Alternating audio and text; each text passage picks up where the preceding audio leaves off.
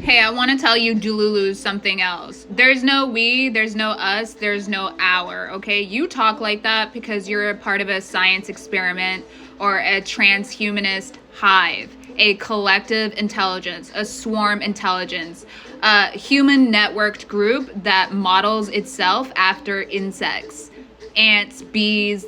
This is what researchers study when they want to discuss how humans organize themselves.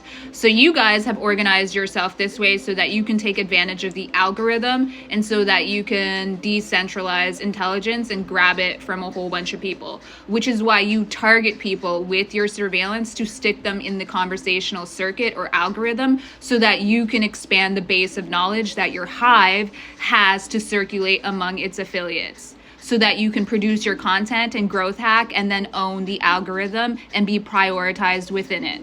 That's the science of how your ecosystem works. But the rest of the mechanics behind the scenes are based on the Web3 infrastructure, which includes a brain-computer interface, which is neural and biosurveillance. So the language that these people use when they're talking about energy and consciousness and the waters and all that type of stuff actually relates to neuroscience, okay? Those are the higher up architects who gift these people surveillance access. So when they're talking about gifts or taking advantage of other people's gifts, it all revolves around surveillance. Refer back to the definition of psychographics. Why do they want somebody's identity and why do they want to surveil them? Because they want to strip that identity and feed it to the algorithm so that it produces publishing and content, storylines, narratives, insight, things they can talk about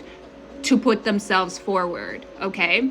And then on top of it, lots of companies decide what to do based on the predictive algorithms that are built off of those identities. This is about digital twin technology and incorporating that into the Web3 environment. This is the environment that these affiliates are abusing. One, because they're a part of a private government military partnership that's developing this framework, which is a part of a larger infrastructure that will assist autonomous vehicles and a bunch of other shit that rely on sensor networks. This is Palantir, OpenAI, their Stargate project. This is what these assholes are laundering because they don't have the ability to articulate it. And the rest of the shit they only know at a superficial puddle level because they're mimicking it from people that they target and are actively suppressing. Okay?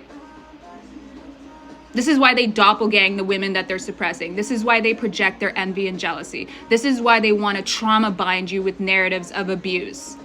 And it's all an unreality. It's all something that a lot of them have experienced.